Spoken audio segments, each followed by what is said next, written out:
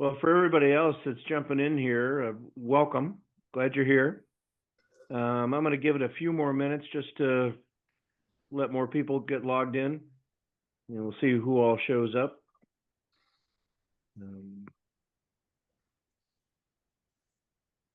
then we will get going. In fact, we've got some, for those of you who haven't been on the CFO website yet today, we even have some breaking news to announce.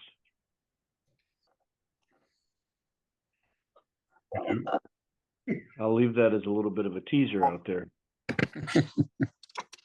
for those of you looking for backup power.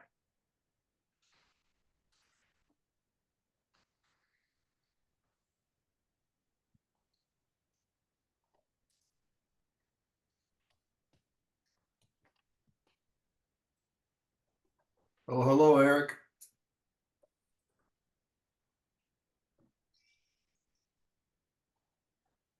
One other comment too, because I just got an ask from somebody, I don't remember who it was now, if they could record the meeting. I am already recording the meeting on Zoom. I'll have to figure out what to do with it, but it'll be up on the cloud somewhere at some point. So, and of course, if you miss something, obviously feel free to ask during the meeting. Don't hesitate to send an email to myself at Electroair, where we have with us Daryl Poole, who is Smooth Power Wave. Daryl, there you go. The way we do our sales at Electroair is we do all of our sales through a master distributor. That would be Smooth Power. They're based out of, well, Texas City now, but the Houston area. I am up in Michigan. We've got a pretty nice day. Got up into the 60s today, so that's not too bad for us. The lilacs are in full bloom, which is great because I love lilacs. The question is, do they love you?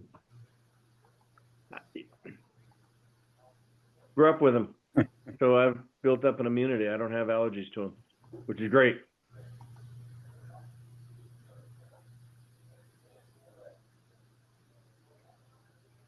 We have so many of them. My wife is working on a lilac tea right now, as a matter of fact.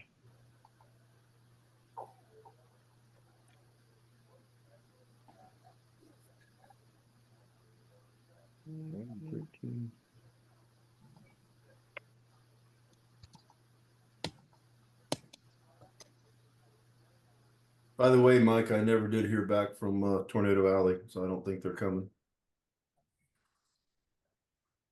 You did hear back from Tornado Alley. I did not hear back from them. Oh, you did not hear back, yeah. I've got a Bonanza I just sold. It's got the full setup, and I didn't realize that they are now trying to sell their own engines. Did you know that, Daryl? I did not. Yeah. So I've got a meeting with Ram on Monday. I've got a 340 up there having all new engines put on, but they've asked Ram to excuse their agreement. And they're going to start doing their own engines, they say. Well, they're not doing them. I'm sure somebody else is, aren't they? That's what I think. But we're going to find out on Monday. Could be a good friend of mine over in Tulsa who just started up an engine shop. Who's that? Guy by the name of Shannon Hankins. Don't know him. I'm using Skyboss. That's Bill Wagner over Sand Springs, which is just right there on the west side of Tulsa. Okay. And I've sent him half a dozen engines here in the last 6 months.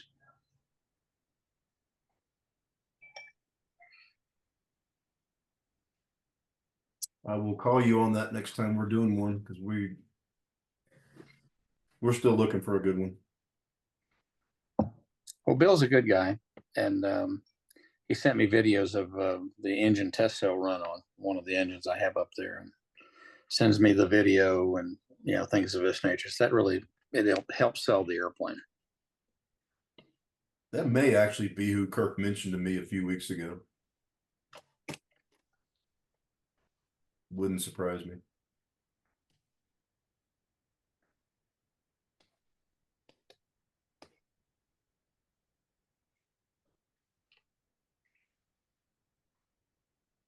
Hey, Mike, this is Eric Bradley. Can you hear me? Yeah, Eric, how you doing? Oh, I'm doing good. Trying to get my work laptop to make the microphone work, and it wouldn't work. So I finally just dialed it on my phone, and it all works. Technology. Yep. Sometimes I love it, and sometimes I just hate it with passion.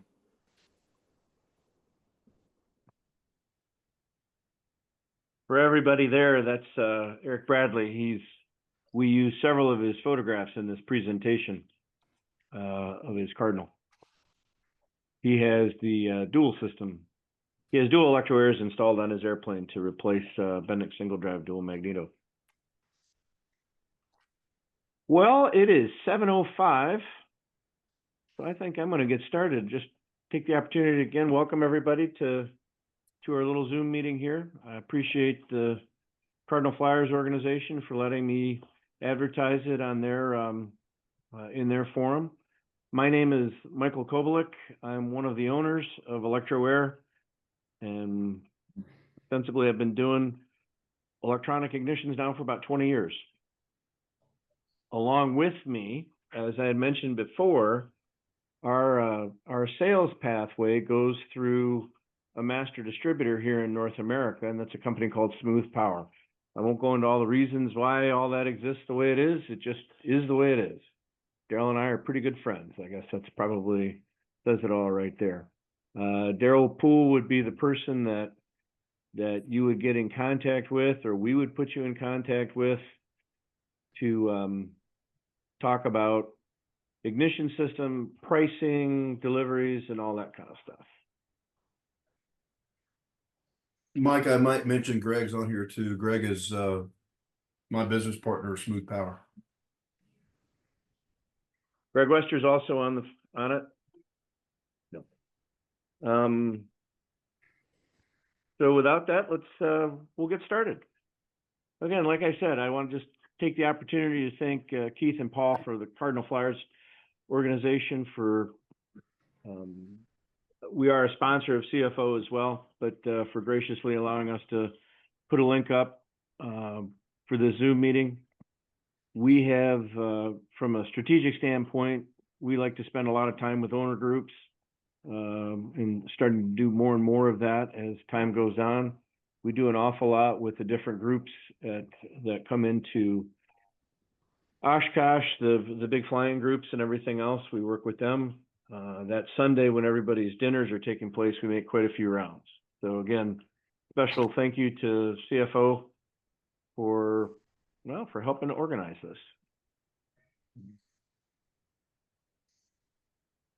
You're going to see me kind of pause here every now and again because I've got people coming in to the waiting room. I'll grab them and let them join. Anyway, we manufacture and sell a high-performance ignition system for aircraft. High-performance ignitions need two things. They need energy and they need time. Energy, very high energy coils to get the ignition system or the fuel air mixture rather ignited, and need to be able to adjust time for different fuel air mixtures inside of the combustion chamber. Oh, come on, you got to work for me.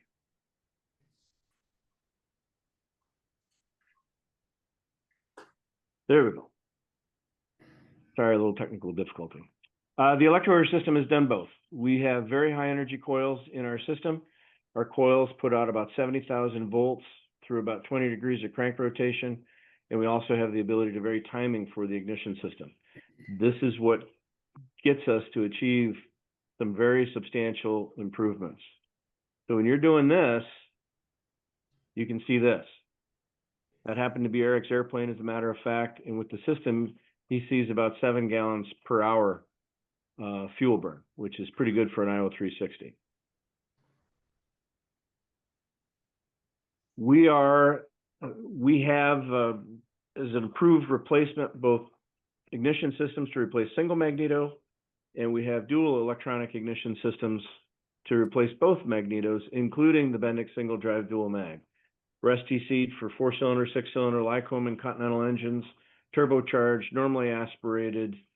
Actually, I even got asked the other day for about a water-cooled IO 550, believe it or not. We're the way the STC is written are approved for that as well. Typically, on a normally aspirated engine, we see about a 10 to 15% increase. For your engines, the Cardinals, it would be roughly about a gallon per hour. We see that very, very consistently. We do also see increased air speeds in many applications.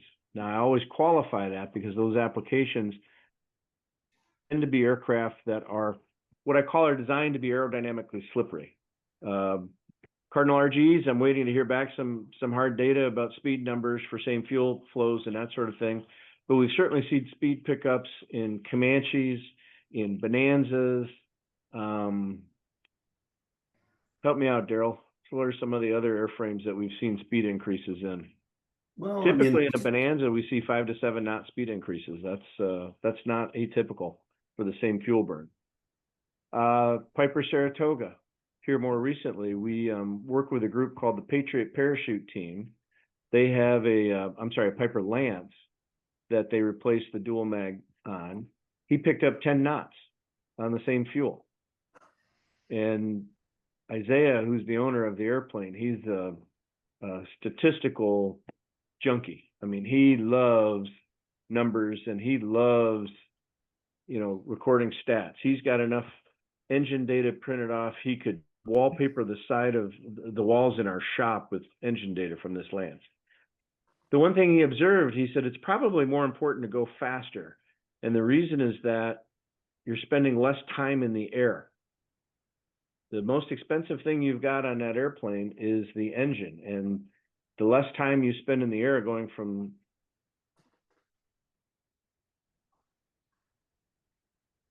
engine is going to last, the useful life you'll get out of that engine.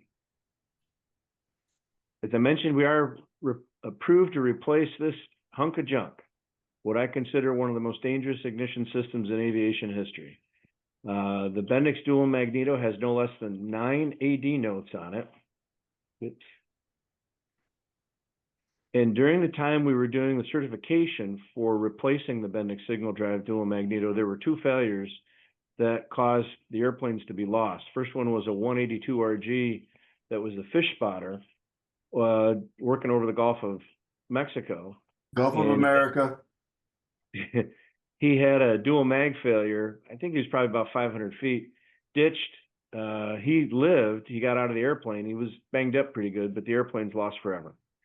The second one was a Piper Saratoga that had 15 hours on the engine, 15 hours on the dual mag, and on departure got about 300 feet. The mag quit, and his only option was to go forward into a cornfield and ended up in an irrigation ditch.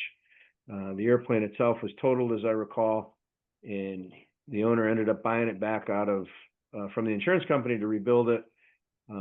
He put dual Electroair systems on it, but asked if he could keep the Magneto because he wanted it to be part of a lawsuit. So there's not real good documentation, but we've all heard horror stories about the single drive dual Magneto. We talk a lot in this, so this whole program tonight, we're going to talk about installation issues.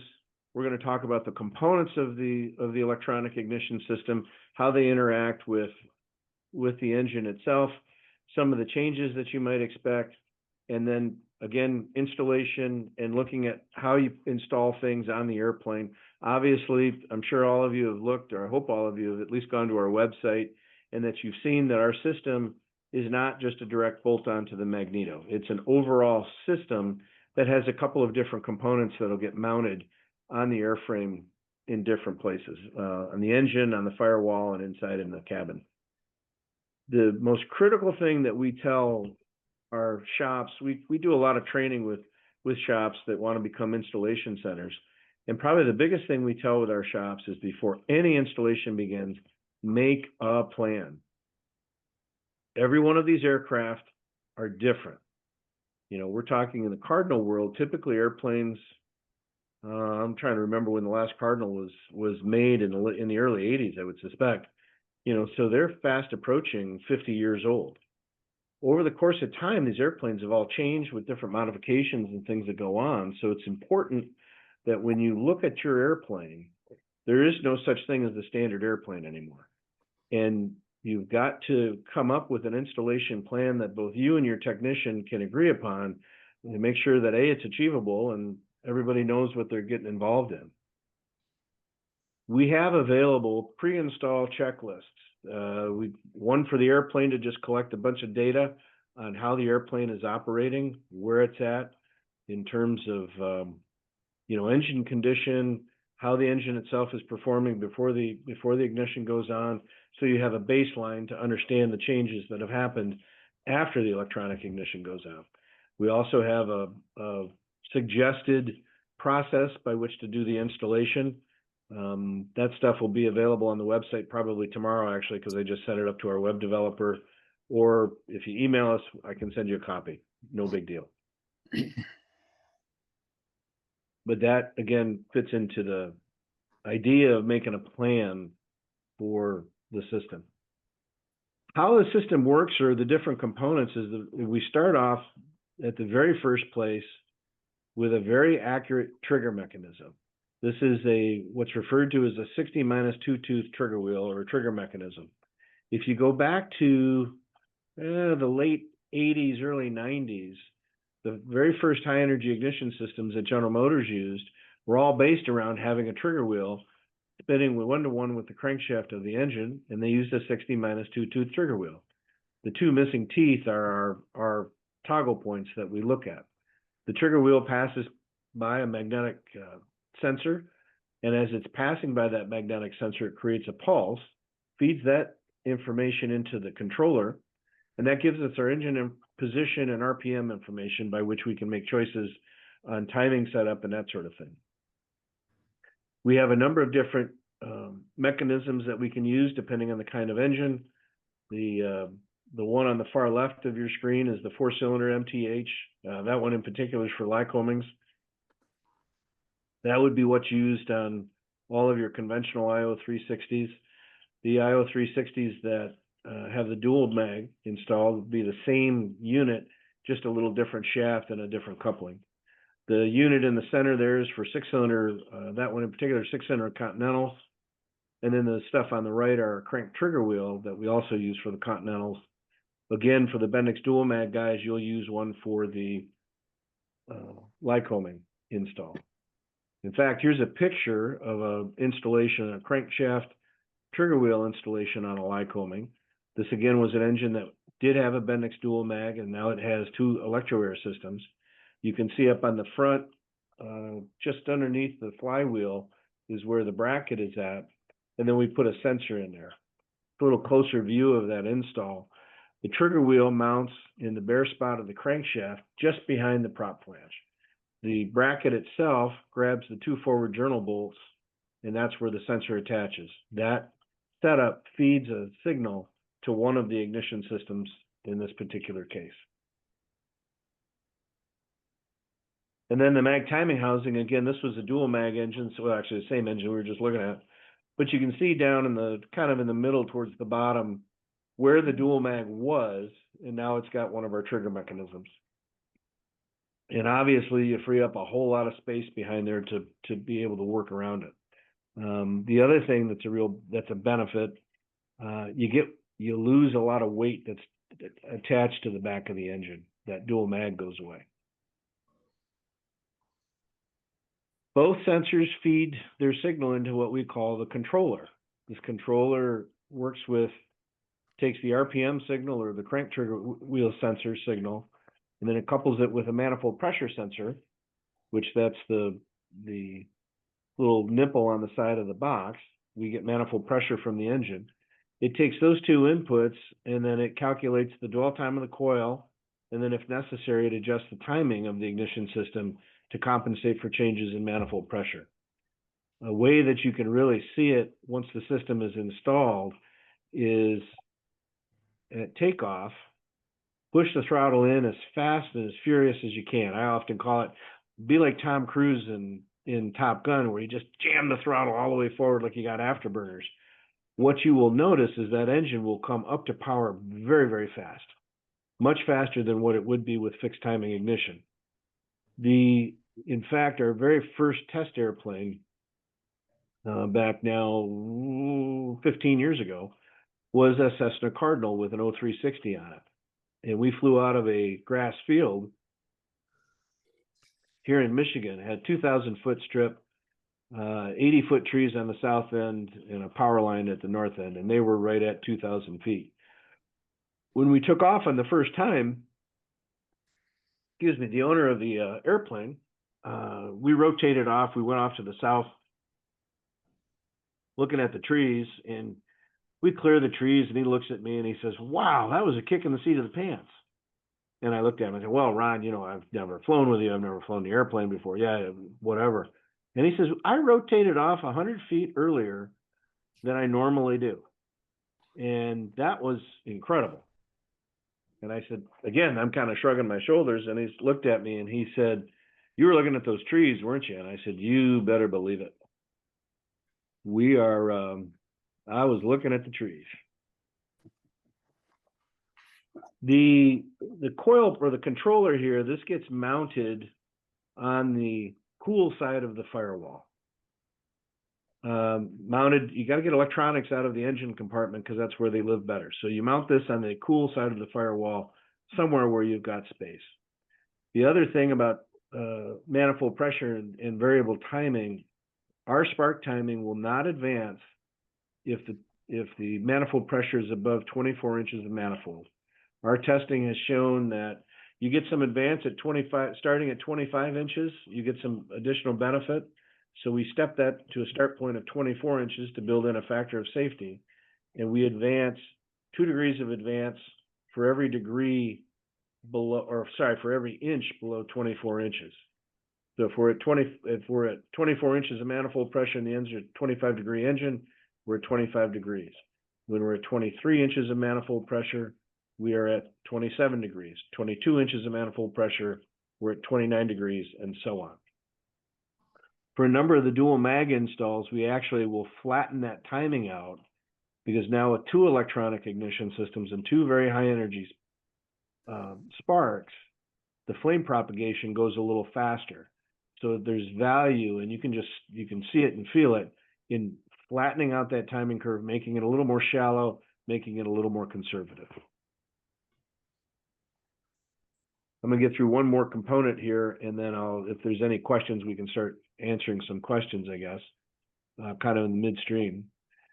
This is an installation of a couple of controllers on a controller, and actually the backup battery, which we'll talk about in a little bit, on a Cardinal. Again, the way the installation manual is written, it's allowing you to take care of or address the airplane that you're facing. In other words, we do not get very intentionally, we do not get very specific about where you put the controller, just we want it on the cool side of the firewall, because we don't know what all else is installed on that airplane. And in some cases, you really got to shoehorn some of this stuff in there, depending on how modified or how modified the airplane has been, especially when we start introducing glass panels and all that sort of thing. The other component of the system are the high energy coils. These fire directly into the spark plugs. There's no distributor involved. The coils fire, this system is referred to as a waste spark system, which what that means is it fires on the compression stroke and it fires on the corresponding exhaust stroke.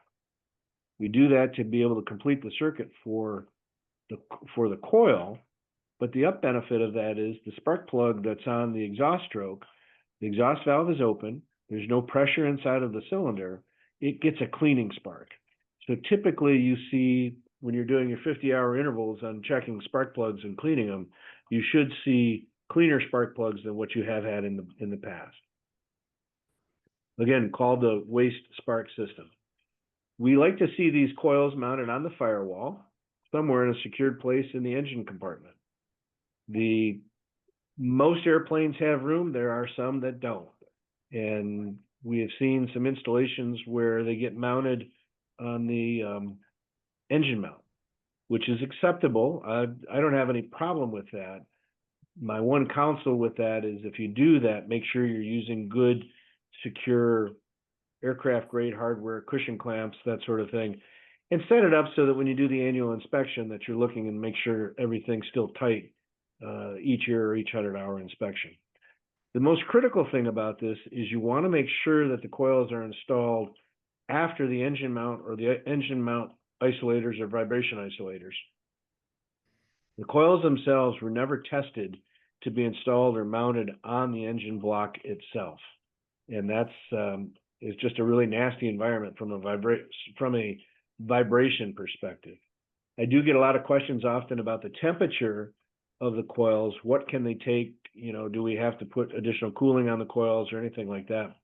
Coils themselves inherently don't generate a lot of heat, but the our coils, based on the fact that they're in this epoxy encasement, they're good up to about 400 degrees Fahrenheit. I often tell people, if you run into a problem that you've got a heat problem that's going to affect our coils, you have a much different problem. You've probably got a fire going on. Don't worry about the coils, worry about getting the airplane down. Quickly, we'll go over spark plugs. We do use aircraft spark plugs.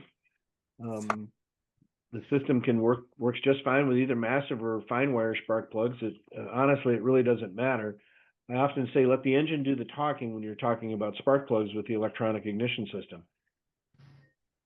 If I'm wearing my ignition system cap, the spark plug is about the dumbest part of the whole system. In other words, it's just there to provide us a gap by which we throw energy across. If I change my cap to an engine guy's cap now, what you want to look at with fine wire plugs in particular is if you have an engine that has a propensity for either oil fouling or for lead fouling, a fine wire plug is a really good choice. That's what that whole design is there for.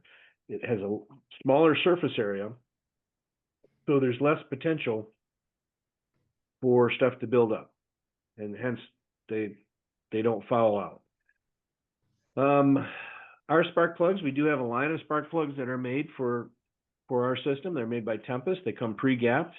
They also have a little bit better seal that they install for the ignition systems. Been very happy working with Tempest spark plugs. They're very fine, great company to work with. They stand behind their product. I marked up in here to verify proper spark plug hardware before you get the installation. When you order the kit, part of the sales function is that they get your airplane type, your engine model, and they also want to know what spark plugs you're going to be using, whether they're big barrel or small barrel hardware. That information is communicated to us, and that way we make sure we get you the right hardware inside the kit. If we don't get that information, our default is to put small barrel hardware inside the kit, and that's how they go out. It's always good to double check and make sure you got the right hardware. I just shipped out some hardware the other day to a customer that ordered he didn't tell us what the spark plug hardware was or what the spark plugs were that he was using, and he got small barrel and he needed large barrel plugs. Just a little detail thing. It's the same thing. You should read the installation instructions all the way through before you start installing stuff. Kind of like when we were kids building airplane models, right? The spark plug wire that we use is a high performance spark plug wire that it's referred to often as a spiral core wire.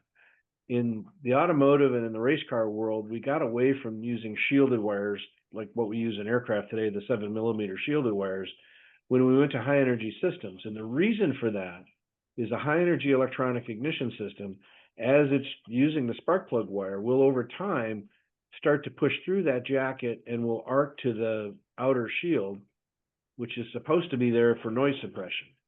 Problem is, when that energy starts to arc to that outer shield, all your noise suppression goes away and you'll hear the ticking sound. So the auto industry came up with a spiral core wire probably about 30 years ago now, and that's what's used commonly to reduce radio noise and reduce emitted EMI. The current wire that we use and it's measured by resistance. You can always tell the quality of an automotive spark plug spiral core wire by measuring the resistance per foot. The higher the resistance, the better noise suppression. Our particular wires, they have a resistance of 5,700 ohms per foot. So it's also a quick and dirty check when you're checking spark plug wires to look at the resistance to make sure you've got good continuity and good resistance. We do want the plug wires to be changed every 5 years or 1,000 hours in service. The outer jacket is a silicone outer jacket. and they will over time age harden and crack, and that's where you can start to get some noise leaking out or arcing out. There is an online video available for assembling the spark plug wires. One of the things that we do is when we send a kit, we don't know where the coil pack is going to go. So part of the installation is you have to fabricate your own spark plug wires. The spark plug wires that come in the kit should be long enough to be able to accommodate almost any installation you run into.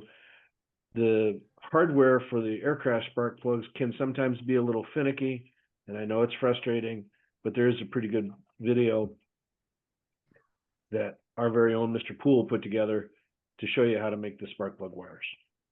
Finally, regarding spark plugs, the space between the wires, you want about 1/4 of an inch as best you can.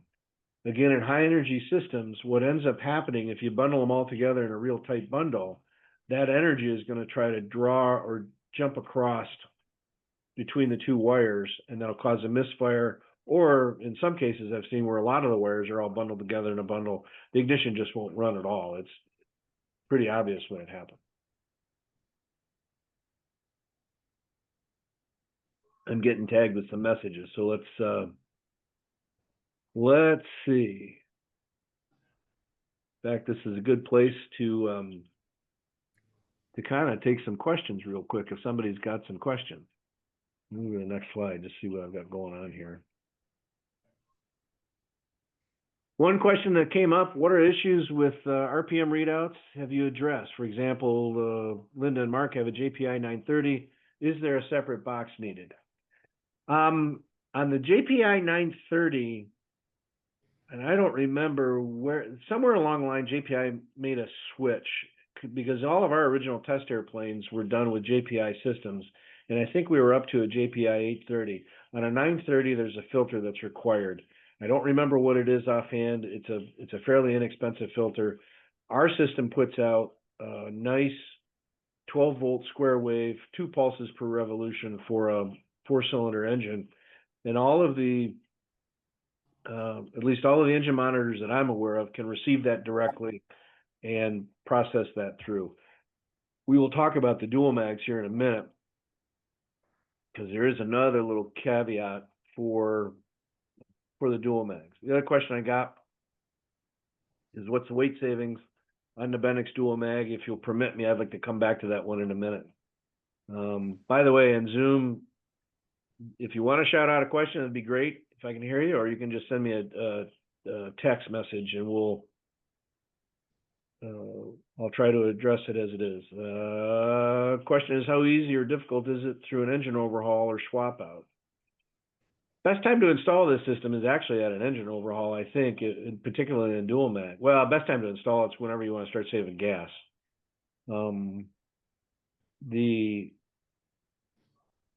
At engine overhaul, if you run it, the ICA says to replace the mag timing housing. I would check to see how much time you've got on it. Once the components are installed, swapping out an engine is not a big deal. Any questions anybody wants to shout out at the moment? Mike, I would say, as far as a good time to do an installation, and of course I agree with you, anytime you're ready to start saving gas and spending money on mag overhauls, but also anytime any major work's being done to the airplane where they're opening up the airplane anyway, it helps reduce the install cost because they're already opening up the airplane. Most people try to coincide the install with either an annual inspection or avionics upgrade or something else going on. But by no means don't let that stop you from getting this thing done. One of the things that we should point out, because we do get this question fairly often, is how much time should one expect to spend on the installation? And like I hinted at the beginning of this whole thing with my make a plan comment, you have to remember all of these airplanes are entirely different. There are no 2 Cardinals that are the same, I promise you. So when we get asked that question at trade shows and things like that, I always tell customers with 4-cylinder engines, if you're going to do a single system, budget for 2 days. You're going to have the first day for sure. and the second day to catch the things that you didn't know that you were going to catch. You know, either it might be an induction leak, or it might be a starter solenoid. It might be a variety of things that pop up during the installation. You might decide to get in there and remove all the excess wiring that's been left behind from the other 2 or 3 modifications that have been done on the airplane over the years. That adds time to the whole thing. For a dual mag system, it's just going to be more. You know, again, if you're talking to me, it's a fairly straightforward process, but I don't know the airplane that you're facing. So I would think on a dual mag, I would budget 3 days, 2 days for sure, that third day to catch the things that you didn't know you were going to do. The more experience your shop has with this, the faster the process goes. It's really that simple. Yeah, Daryl, I don't know if you got any more to add to that. And again, it's another reason why we go through and do a lot of training with shops, so we can bring them up to speed, help them get an understanding of how the system works, how it's different, how it's not different, and what the expectations are. Well, Mike, I'll just, on top of what you said, pretty much say the same thing. Just a lot of variables involved in all these installations. Experience curve is huge, and that's why we work really hard to put a group of shops together across the country that have been trained. But on top of that, I've also done several installations since they've been trained. One of the things that I've started doing in dealing with individuals, if they're really wanting to use their mechanic, that's the guy they trust, and that's great. I've got no problem with that. They're perfectly legal to do the installation. If they don't have experience with it, we will be more than happy to set up a Zoom session once they receive the equipment, and we'll spend 30 minutes to an hour going over the installation in detail, kind of piece by piece, and that's been very productive. The product is solid. I've used this product on my own leaseback airplanes for almost 8 years now. It's been great. We've saved a ton of money in maintenance and in fuel. It's an aero club here in the Houston area. But it's kind of like a computer, trash in, trash out. Same thing with these installs. They've got to be done correctly. And there's common mistakes that we see being made. One of the big ones Mike talked about earlier, people just don't read and pay attention. You need separation between spark plug wires. It's really important. The wire that comes off the magnetic pickup, whether it be the mag timing housing, trigger mechanism, or the crankshaft trigger wheel, that wire cannot be tied to or in close proximity to anything high voltage. You run the risk of EMI interfering with the signal. If the computer doesn't see a nice, clean, pretty signal, it's not happy. Little things like that we caution installers to pay attention to. It's like anything else. And I spent 35 years overhauling aircraft propellers, and Gordon can attest to this. I'm an anal SOB. Everything's got to be perfect. And that's just the way I am when it comes to airplanes. My wife would say I'm that same way when it comes to pictures hanging on the wall in the house, as I walk through daily, making sure they're straight. But attention to detail is absolutely critical on these installations. Back to you, Mike. Attention to detail is one of the things that we talk about a lot with our installation centers. I've been asked before, how would I judge a good shop, or how do I judge a good mechanic? And my response is pretty consistent. Go look at their hydraulic work. Go see how they replace a brake line or a fuel line or whatever on your airplane. Are they using straight sticks of aluminum tubing? Are they using a nice tube bender? When they make a 45 or a 90-degree bend, is it really a 45 or a 90-degree bend? Do they have the connection staggered? All that. I guess in the aviation world, I'm like Daryl, I've been in this for quite some time, 40 years now. And one of the things that I often told young mechanics, look, your work is a representation of you. When they see your work, when an owner or a pilot sees your work, how good it looks is the perception that it's high quality work. If it looks like a crummy job, then you're going to feel like it's a crummy job. If it looks like it's a really good job, then you're going to have a lot more confidence in that installation. I got involved for several years in the world of aircraft cleaning, and it was funny because in the corporate jets, they only cleaned the one side of the airplane, and they called it the show side of the airplane. Because when the owner of a Gulfstream or a Lear or whatever is walking up to it, if he sees a pretty airplane, he has a high level of confidence that it's in good shape. If he saw a dirty airplane, he probably wouldn't get on it. So it's just the attention to detail and things like that. There are a couple of questions about dual mag installs that came in through the chat. I'll get to those, and I replied to them in the chat, but I'll talk about them a little bit further when we get down into the presentation a little bit more. One of the things that we developed as time went on was a replacement for the rotary key switch. The rotary key switch is the bane of my existence. I hate those things. They are a ground path switch that is normally open. They have an AD node on it requiring regular maintenance. And if you don't do the regular maintenance, what ends up happening internally is that they'll start to arc. And with an electronic ignition, how a key switch works is it's tied to the sensor itself, a little magnetic pickup. And it grounds out that magnetic pickup to shut it off. Well, that's great for turning it off, but when you turn it back on, the controller needs to see a couple of revolutions of the engine before it'll begin firing the ignition again. If you have a key switch that's not snappy, if you have an operator that when they're doing their mag checks or ignition checks rather, that they loiter between right and left and you've got both ignitions off, well, you can have a situation where a little bit of fuel builds up and you get backfire. So the way to address it, in fact, it's one of our standard troubleshooting procedures for if a customer comes in and says, look, my ignition is operating correctly, one of the first things that we are operating intermittently, one of the first things we ask is, are you using a rotary key switch or not? And if they are, we have them disconnect it from the system to see if that isolates the problem. And probably about 90% of the time it does. So a few years on into this journey in the STC world of electronic ignitions, we developed an ignition switch panel. Get rid of the rotary key switch, get rid of the AD notes, and in my opinion, operate the airplanes the way they were meant to be operated. They're not meant to be operated with keys, they're meant to be operated with switches. And the reason for that is so you can change out crews easily. I know we've got a retired Southwest captain here. I doubt he ever saw a set of keys for a Boeing 737. So why not for general aviation airplanes? I do think it's the better ignition or better way to operate the ignition systems.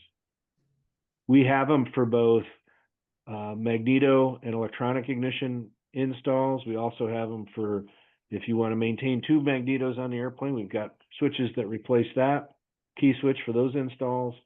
And then we also have them for dual electronic ignition systems. One of the questions that I saw on CFO earlier today was about our ignition switch panel, and that the rotary key switch on Lycomings grounds out the right mag. So if we think, and I'm going to say on most of the fixed gear Cardinals, where you're running two individual magnetos, the left mag is an impulse coupled magneto, and the right mag is a direct drive magneto. On the retractable gear, those are all, if I remember correctly, they're all dual mags, so that doesn't count. The way they configure the key switch when you've got two individual magnetos in that configuration is that when you hit the start button, there's a little strap on the back of that key switch that grounds out or shuts off the right mag, so it's not trying to fire the engine at 25 degrees before top dead center. The impulse coupler does two things. It first of all retards the timing to 0, and then the impulse coupler spins the rotor fast so that you can charge up the coil and get at least closer to decent spark energy out for starting. A slick mag in its best day during starting is going to put 6,000 to 8,000 volts of spark energy out through 5 degrees of crank rotation. The electronic ignition, because it's powered by the battery, is putting 70,000 volts through 20 degrees of crank rotation. And again, as I mentioned, that starter button or this rotary key switch in a lot of installations grounds out that right mag. what I noticed, and I didn't respond to it on CFO, that is not across the board for all Lycoming engines. There are lots of Lycoming engines, particularly injected 360s, where both of the magnetos are impulse coupled magnetos. And in that case, the starter, the rotary key switch would not have the grounding strap on it to ground the right magneto. Now, how do you address that with our ignition system if you have impulse coupled mag on the left side and a direct drive mag on the right side? You have to update your checklist. And during the start sequence, you want to leave that right magneto off until the engine, and then bring it on once the engine is started. That's a very acceptable way of doing it. Pipers, the new Pipers today, they have that same thing in their checklist. The left mag is an impulse coupled magneto, the right mag is direct drive, and during start sequence, that right mag is left off.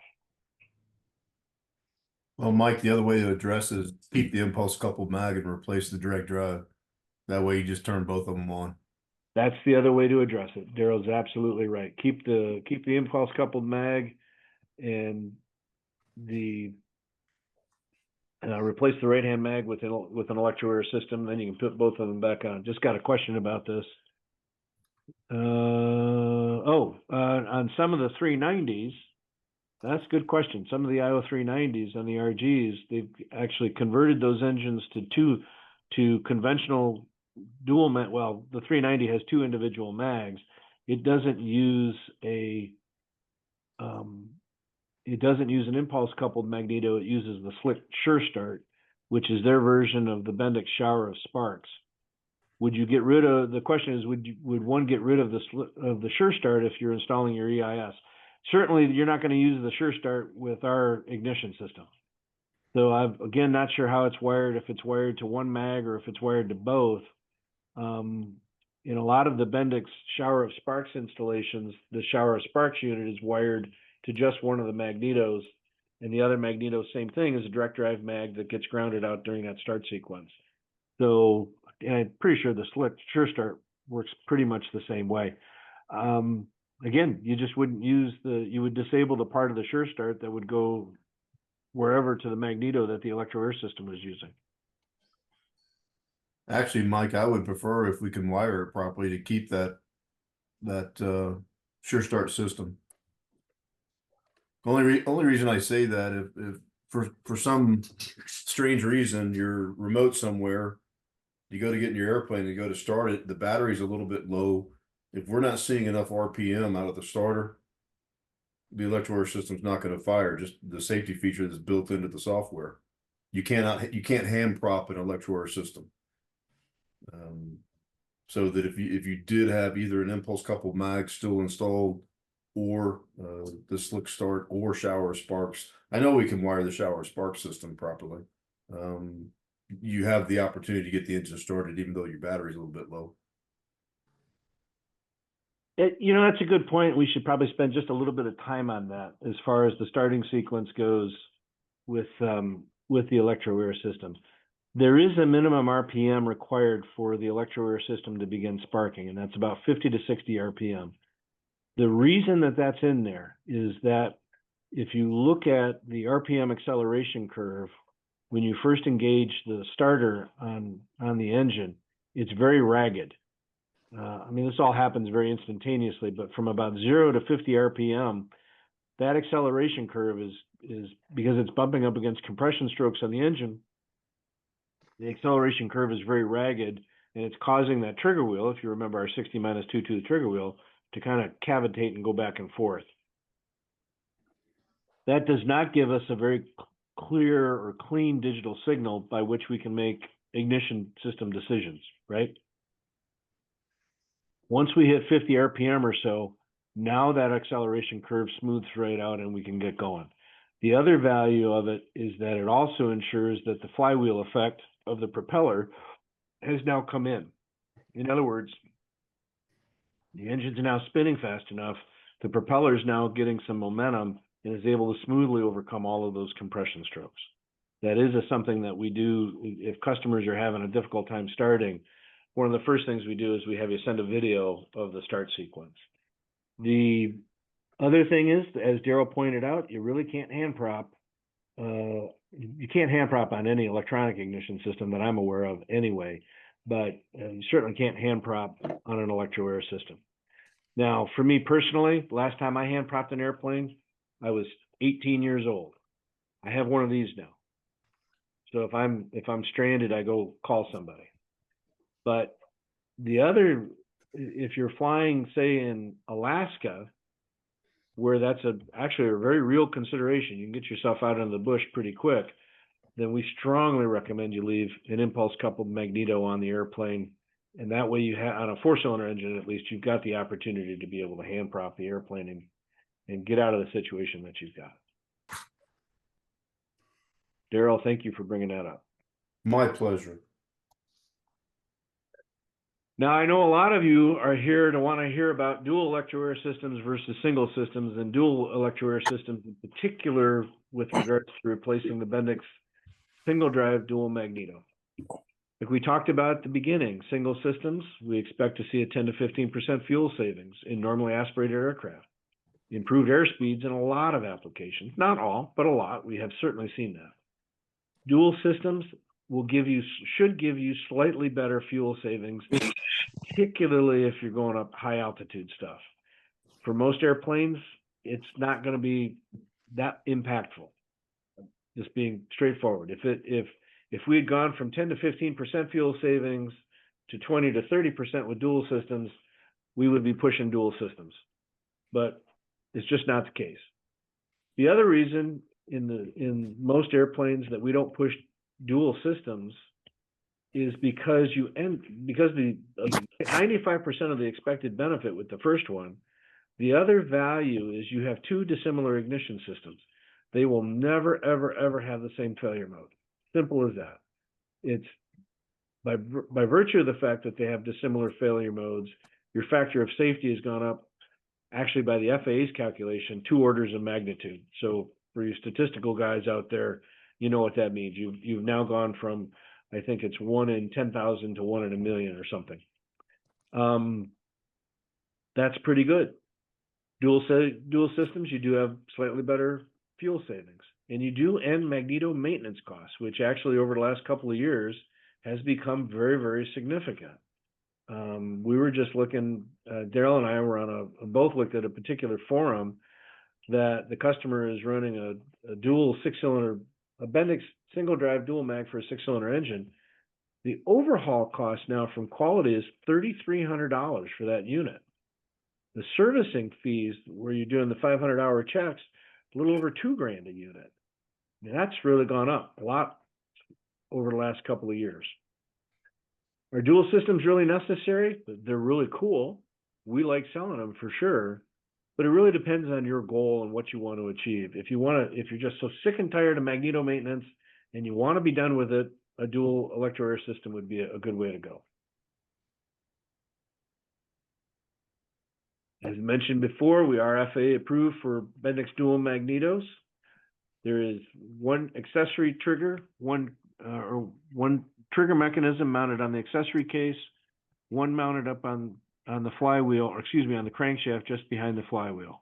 I did get a question earlier, does it require removal of the prop? Yes, it does.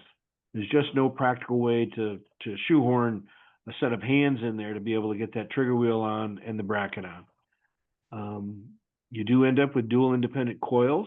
There are no common parts or no shared parts that will fail together. You have finally a true dual ignition system that are both independent of each other.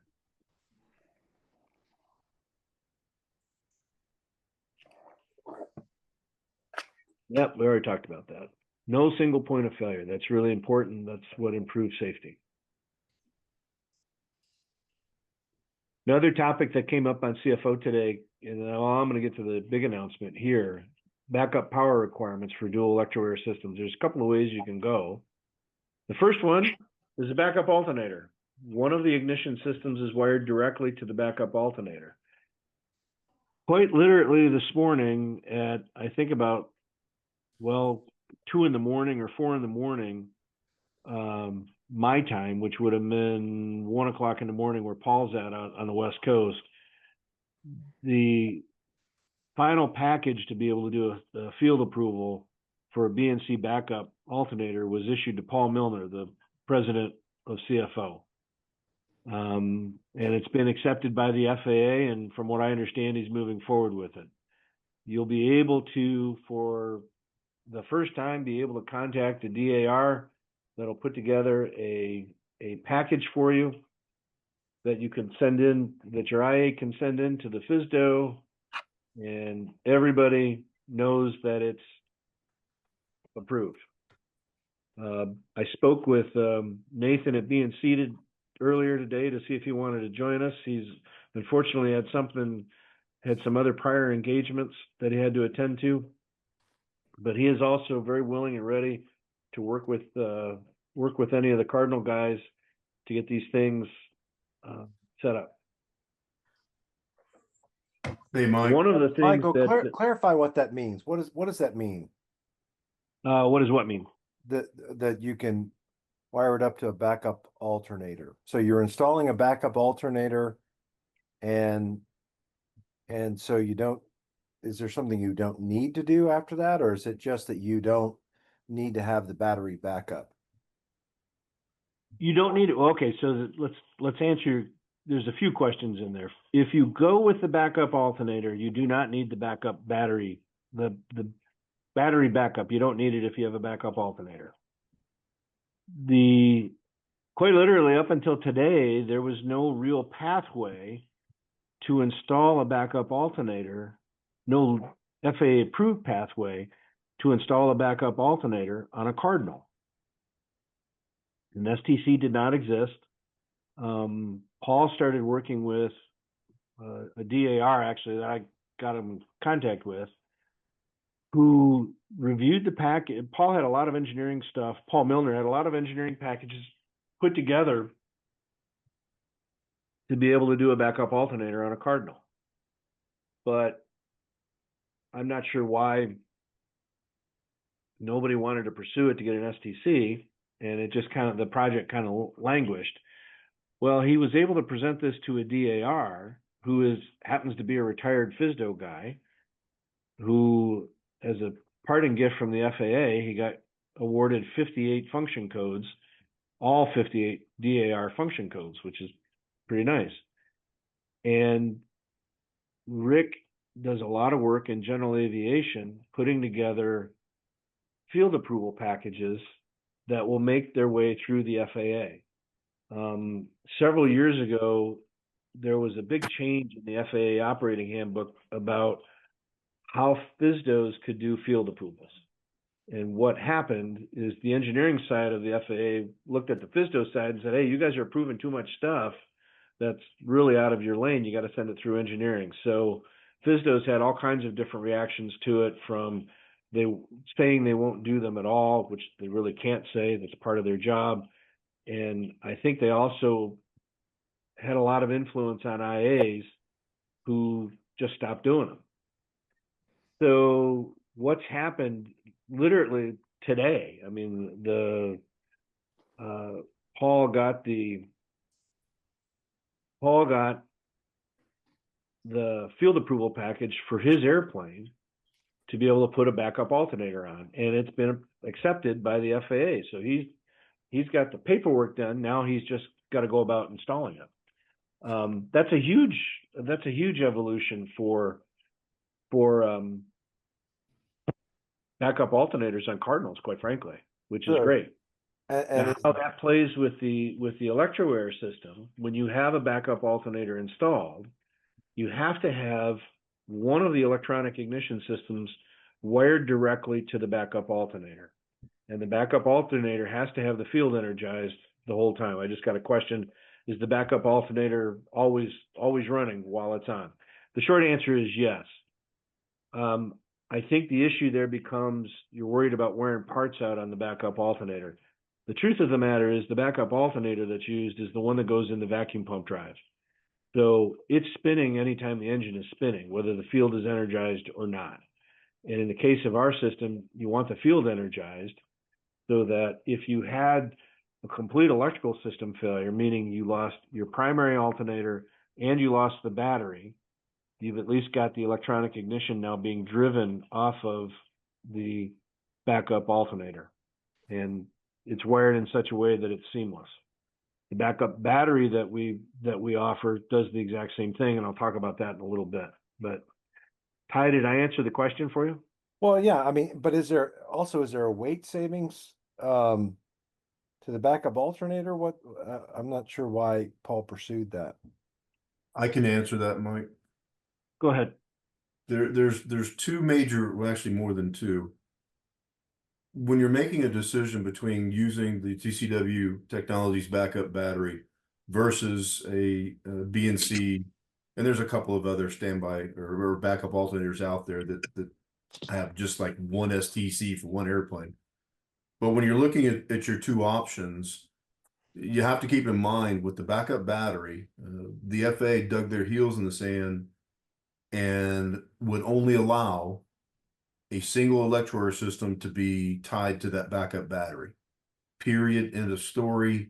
No avionics, nothing else is on that backup battery, even though it's built to handle it. Well, so Mike and I kind of discussed that a little bit, and my suggestion to Mike was let them do what they want to do because it's taken long enough to get this thing approved. So that's the way it was approved. The standby alternator, on the other hand, is viewed the same as the primary alternator when you're looking at electrical load. You use the 80% rule. So for a 65 amp alternator on any airplane, the most that you can hang on that alternator, if everything were turned on, would be 80% of that 65 amps. Same thing for the standby alternator. And I think it's a 25 amp alternator. A 4-cylinder Electroair system draws less than an amp. So you've still got another, 15, 16 amps to play with. So you can put some other systems on that. You've actually got to create a secondary bus for the backup alternator for the Electroair to attach to. And like Mike said, it's got to have a field all the time. But you can put additional systems on that bus that backup or standby alternator is driving. So to your point, you're saying even though the weight may be exactly the same, the benefit is broader than that. So yeah, there's more benefits to going with a standby alternator for sure. As far as the weight savings, it's probably negligible. And I get weight questions all the time. But one of the things I can tell you, when you're talking about 1, 2, maybe 3 pounds, the additional power you're going to get out of your engine with this system installed, especially a dual system, it becomes a non-issue. But I get it. I mean, I understand weight's always critical with an airplane. So check me on this. My My understanding is that one of the big challenges with a standby battery is that it has to be enclosed in a certain kind of case. The case has to be vented in a certain way. So there's some installation challenges with the backup batteries. The backup alternator would avoid all that. The backup, great observation. The backup battery that TCW produces now has the secondary enclosure and the vent tube coming off of it. When the FAA finally approved the TCW battery was already approved when Electroair approached them about using it with the dual system. It took a little while to convince the FAA that it's okay to use it with the Electroair system. They did finally approve it. 6 months later, after several sales, the FAA stopped production and said, no, we've decided we want a secondary enclosure. So to TCW's credit, they designed, developed, produced, and got approved the secondary enclosure in 6 weeks. And we were back in production. So it's already got the secondary enclosure and the vent tube. But yeah, it obviously it made it a little bit larger. It added about $300 to the cost of the backup battery.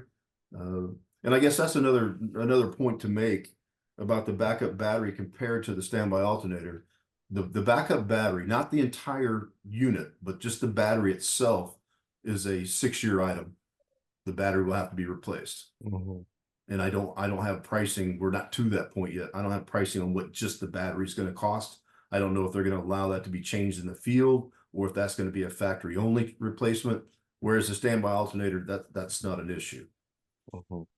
But the other thing to consider is the standby alternator is about double the price up front for the equipment And I want to say the last literature I read, it's about a 30-hour install. So it's a more expensive option, but it's an option that allows more flexibility of what you can do as far as adding other systems to that package. Does that make sense? Yeah. Daryl, there's one other little detail. Paul shared that the FAA had a different wiring system, and they wanted to have the switch labeled as backup only. And of course, and his comment was, of course, they're not watching to see how often you turn on the switch. So you mentioned wiring. I guess the interesting question is, did the FAA wire it so that's field that they're turning on and off, or are they switching the system in and out of out of the bus with their switch? So it just kind of reinforce your observation that getting the wiring right might take a couple of steps. Well, and we've got the proper, both Electroair and TCW have the proper wiring diagrams when you're using the backup battery with a dual Electroair system. No, I'm talking about the backup alternator wiring. I'm sorry, They didn't like the wiring he proposed with the both on at the same time with Keith, load you're a little balancing. garbled. Okay, sorry about I that. can hear him. I can hear him okay, Mike. I said that wrong, Keith. Electroair, not TCW. Electroair does have the wiring diagrams for the standby alternator option. And it is a different wiring than what BNC calls out for. Yeah, I'm just wondering what the FAA approved. So there might be a change there. So Well, I guess my biggest question, and Mike, you may know the answer to this, what is Paul going to use the standby alternator for? Because I know he doesn't have a dual Electroair system. Is he- I think you're just looking for backup for the avionics and so on. Well, and that obviously is a totally different animal. In that case, if he loses power, he's going to reach over there and flip a switch. But still, I mean, the one thing you got to remember about a standby alternator, at least the BNC and the way it is typically wired, it's not charging all the time. It needs a field to start charging. Right. And if you don't Well, have that's why. if you don't have any power at all, even in the battery, there's nothing that's going to create that field. Yeah. Well, that's a good point. You don't think it's not self-exciting then, the BC? It is not. Yeah. It is not. The way that it typically works is the logic that there's a board that comes with the BNC standby alternator, and built into that logic, it's looking at voltage. So if it senses a low voltage situation before it totally loses power, it's going to do it for you. But you've got to have the battery armed in order for it to do it. Yeah. Well, and that's why there's the question that I just don't know the answer. How do the FAA want it to be wired? Is it at the field level or is it at the output level? And hopefully we don't end up with a box of D cells under the floor like the 337s had, right? I actually had a customer that wanted to back up his dual system that way, and I said, "Sir, that's up to you. I'm just telling you, it's not legal." Yeah.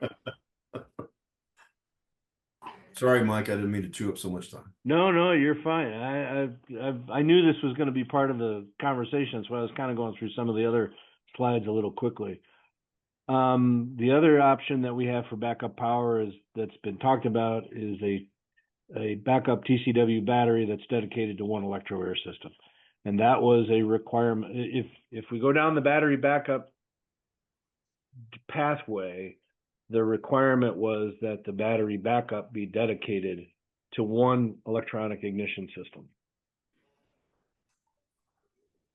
But the FAA also required Electroair to design and certify, excuse me, a backup battery condition panel, which is part of the dual installation. It is a panel that has a small voltmeter that gives you battery voltage so that you can look at that prior to flight.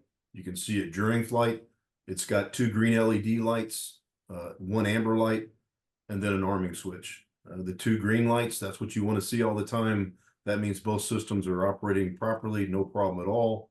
For some reason, one of those green lights goes out, but the amber light does not come on. It means you've lost a system for some reason, which is also good to know.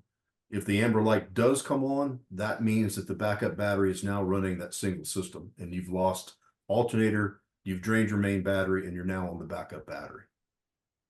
Well, that's actually a really good question, Michael. You say that the FAA says one Electroair magneto system per backup battery. Does the dual system count as one or as two?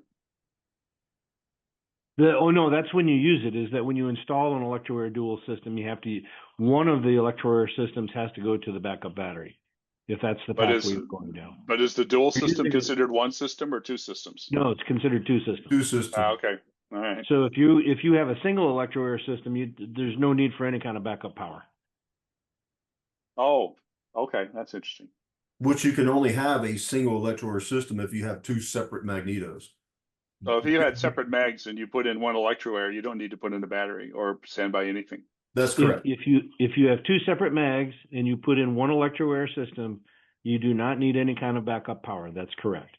Do you need a separate line right to the We're going to come battery? to the picture. I don't mean to cut anybody off, but we are going to come to the pictures of the backup battery panel here in a second. I wanted to just make one final set of comments about the backup alternator. Again, this is for applications that are using dual Electroair systems. One of the ignitions is wired directly to the backup alternator. We've got wiring diagrams that BNC and us developed together on this. The certification package or the field approval package that Paul worked on is now he's got a pathway to work with the DAR. You send the DAR your information about the airplane, the engine, a check. I think he's charging $500. You will get a 337 package that your IA can send to the FSDO, and you're on your way. That's the heavy lifting part that was done for this. So it's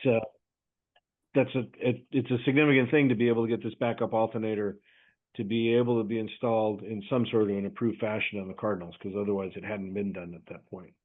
Well, and a lot of credit to you, Michael, for bringing the DAR in that was willing to do this. It done. Frankly, that makes the pathway easier for BNC to apply for STC eligibility, so that we don't have to go through the field approval process.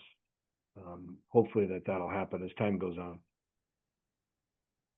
And as I mentioned, consult the CFO community for guidance. I think Paul has been putting a lot of information up there about contact information, or will be putting information up there about contact information and the process that you need to follow. The one last comment about the backup alternator. The benefit with going down this system, I mean, what the FAA was worried about was what happens when you lose your primary alternator and you lose your battery. In other words, you have no electrical system whatsoever. You had to have a way of being able to automatically have one of the electronic ignition systems be powered so that then the pilot could make an emergency landing. I mean, essentially that would be an emergency at that point. So that's the reason for all the wiring and the wiring directly and all that. During normal conditions, that backup alternator is still functioning as a backup alternator for the electrical system. So if you lost your primary alternator and you went onto the battery, you now have this backup alternator that's charging the battery. You've taken a situation. I mean, in my mind, you see the alternator go out, start looking for an airport, make a precautionary landing, but it's now not as an emergent situation. An alternator failure is now not as an emergent situation as it could have been without the backup alternator, if that makes sense. Mike, I'll make a quick comment here. The other reason that it gets wired the way that it gets wired, one of the things that you have to be able to do as the operator, if for some reason you start getting smoke in the cockpit, what's the first thing you're supposed to do? Turn off the master. And that's actually a check that you need to do after the dual system is installed, whether it be with a backup battery or with the standby alternator. You should be able to reach over there and turn the master off, and that engine stays running. That's very important. Yep, that's true. And Mike, it's Eric Bradley. You mind if I ask a question? Fire away. Well, one thing that hadn't been addressed that since I do have the dual electronic ignitions on my airplane is the fact that even if you have an alternator failure, the factory battery in the airplane, if you shed all the radios, the GPS, your autopilot, and all that, how long will the Electroair system run off the factory battery before you even need to access the backup battery to power it? Do you have any data on that? Well, so two things about that. You have to know the condition of the primary battery. If you load shedded everything, how much is left in the primary battery?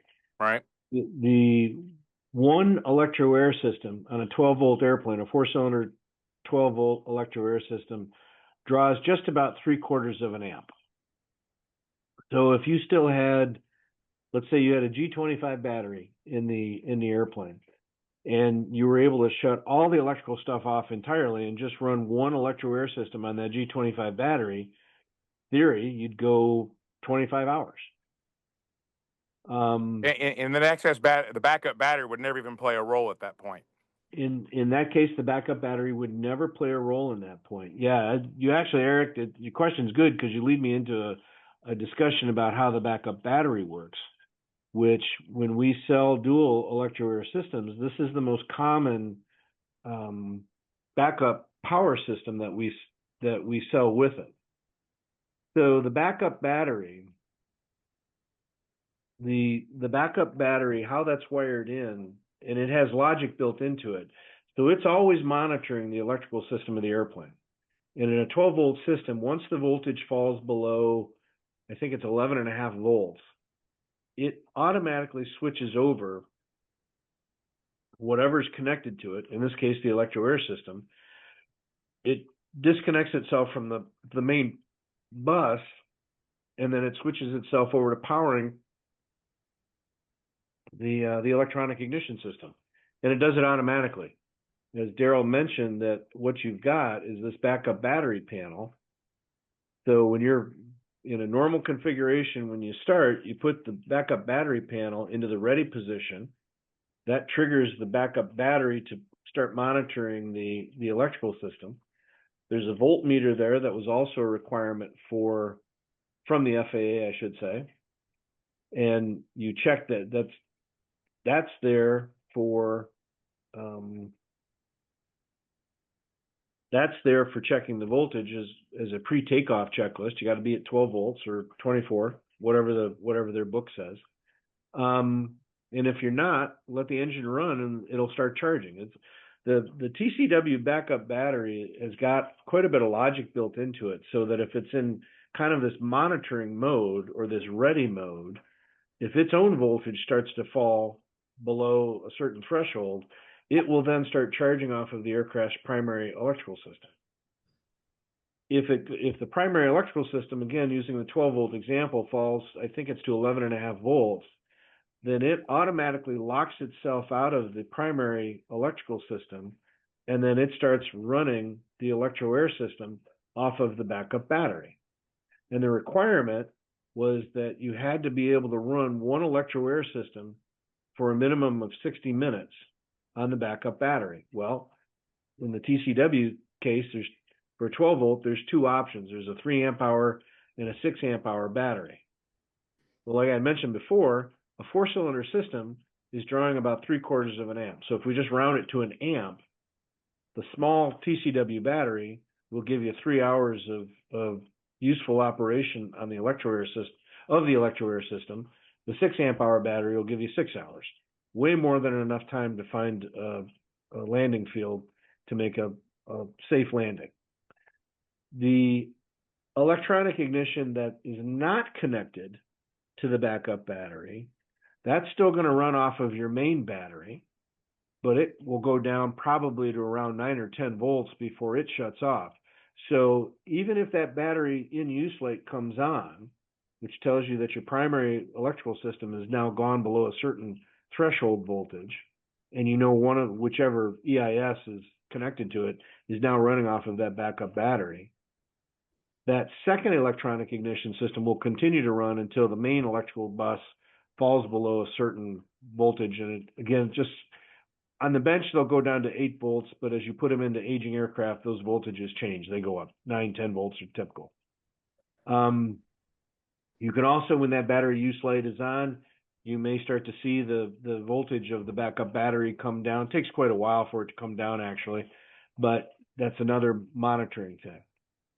We had a situation with a Piper Lance, actually, again, one of the Patriot Parachute Team airplanes, that they had a bunch of avionics done and changed out. And during that process, the alternator light was removed and wasn't put back in the instrument panel. They had dual Electroair systems installed in the airplane. They also had an EarthX battery installed as the primary battery. One of the pilots flies to Airport A to pick it up at night, flies it back to his own airport, Airport B, to get ready to take off and go on a trip the following morning to Airport C. And again, remember the alternator outlight's no longer on the airplane. It never got put back in. He picks up the airplane, goes from Airport A to Airport B. So the landing gear now is cycled twice, lands, parks the airplane. Following morning, gets up, starts the airplane, takes off, and as he's cycling the landing gear up, the battery in use light on his backup battery system panel comes on. The alternator had failed at least two flights previously, from what they could tell from the data.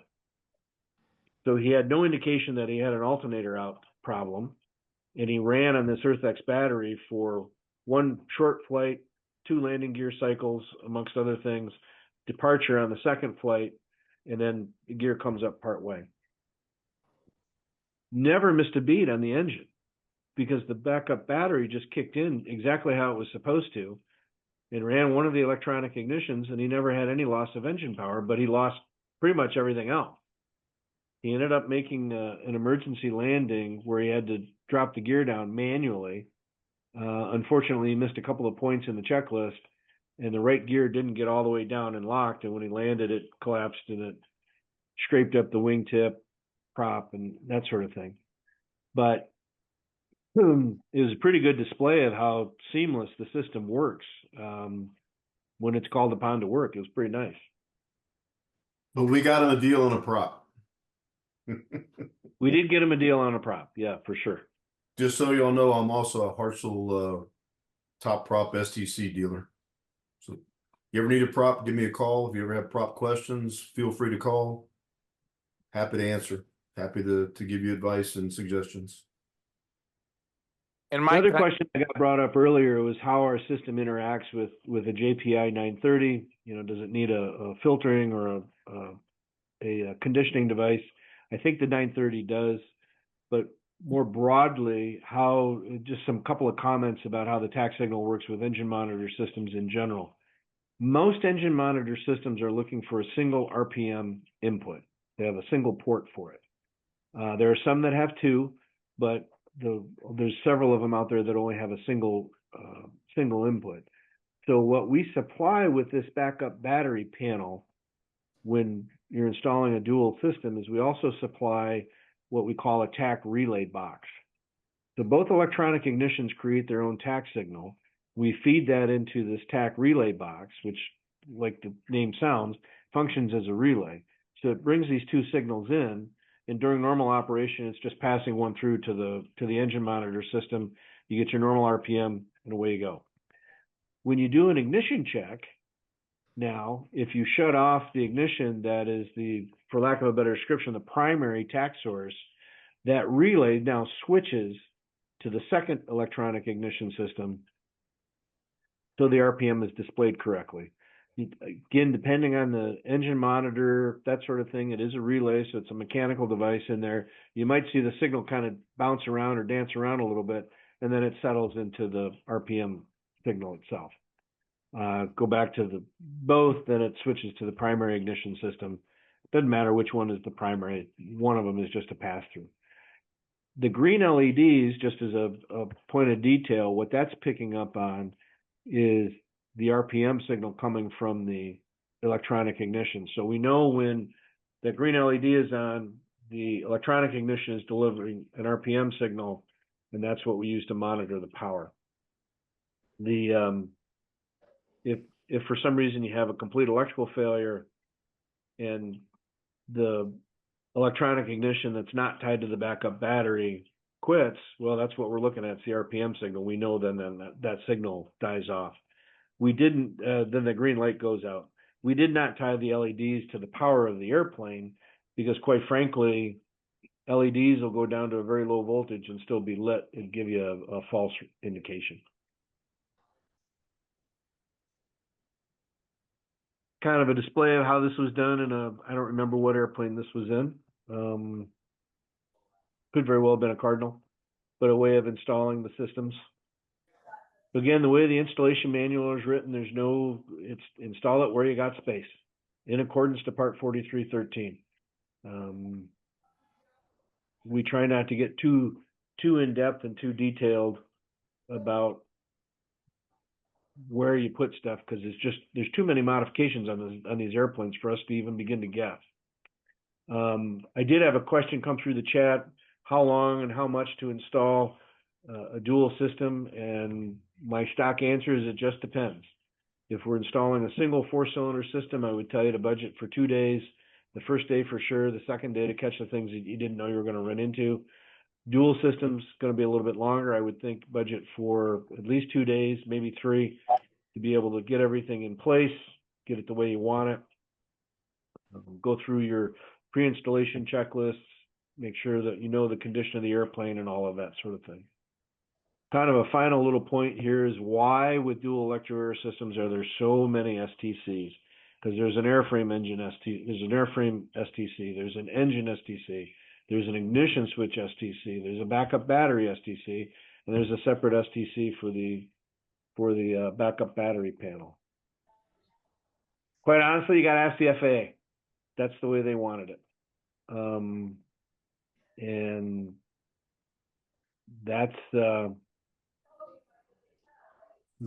is my stock answer, is ask the FAA.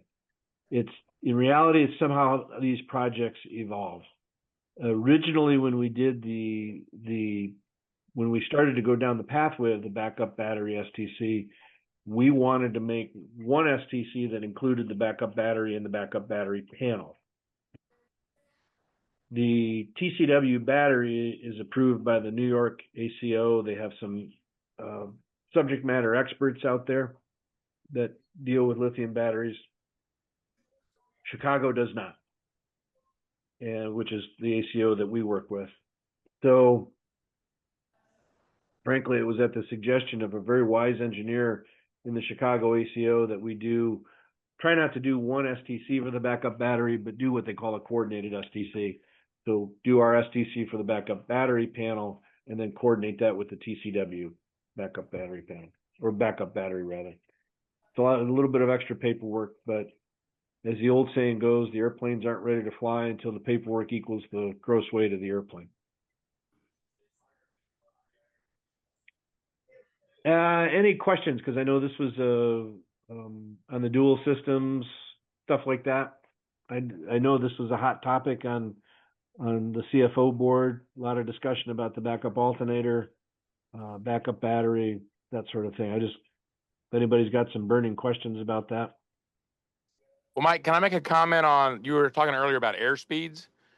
I can tell you in my 76 RG, I run 50 degrees Lena peak on my JPI 930, and I typically cruised at 136 knots true. About 8,000 feet, 2,500 RPM, full throttle. And at that speed, I would run 8.2 gallons per hour. I noticed that when I put the Electroair dual system in, that at the same 8.2 gallons an hour, I did 144 knots true. So I gained 8 knots at the same fuel burn. Now, if I backed off the power to 50 degrees Lena peak to 136 knots at the same altitude, I would run 7 to 7.1 gallons an hour. So I saved a gallon an hour just right off the bat. And the airplane runs smoother at altitude and all that all together. Thank you, Eric. That's great information. And I have to say it's very typical when you put an Electroair system on. Yep. And I did a lot of race car stuff as a kid, so I get the electronics and everything. But for me, the biggest thing was when you pay $2,500 to get like your dual mag overhauled, and you figure a gallon per hour savings in a 500-hour run, you're going to save $5,000. One other So- thing, and thank you for that, Eric. One other thing I'll quickly add, when we're looking at the Electroair system and the benefits and all the wonderful things, something that we don't talk about often enough. Had this conversation with a couple of the technicians at Tornado Alley just yesterday, as a matter of fact. You know, everybody talks about CHTs. Nobody ever really talks about EGTs. Well, I can tell you from experience in my own airplanes, EGTs are also pretty important. If you look at the number one cause of failure of an aircraft cylinder, 99% of the time it's going to be on the exhaust valve side. It's either burnt seats or valve guide wear, where the valve is actually wobbling in the guide, and you end up losing compression. Cylinder's got to be replaced. The number one reason that happens, the weak nature of magnetos, and actually the reason we have to have two of them is it's the only way to make these engines run anywhere near what they can run. But they just cannot, especially at altitude, they cannot get all that fuel air burnt, consumed prior to the exhaust valve opening. So you have a certain amount of fuel that's still in what we call the plasma state that is passing past the exhaust valve. Exhaust valves are designed to handle hot gas, not burning fuel. So if you can actually improve on that by getting all that fuel and air consumed, properly burned in the combustion chamber where it's supposed to be, and now when the exhaust valve opens, all you have is hot gas, it stands to reason your exhaust valves are going to last a hell of a lot longer. And I can speak with great certainty on our own airplanes. We don't change cylinders, and we actually run well beyond TBO quite safely, just so you know, because I am anal about that. But it's a big deal, and it's something that just does not get discussed enough. Not as bad in the Lycoming world as it is the Continental world, but definitely a problem. I mean, like Mike talked about earlier, this system is very accurate computer controlled timing. That's very important. It's a high energy ignition system, a lot of voltage being sent to these spark plugs. And the whole goal is to get that fuel used in the cylinder and at the proper time. Mike, I don't know if you want to jump in here and talk a little bit more while I'm on this subject about the high energy and the long duration spark and why that's important. I think it's worth explaining because it was something that you explained to me that I had never thought about. Spark duration is a big deal. Mike, if you want to take it from here and explain that real quick. Yeah, actually, talk a little bit about temperatures, because I also just got a chat about how the CHTs, and this is, let me address this question that just came in from David. How are the software updates handled?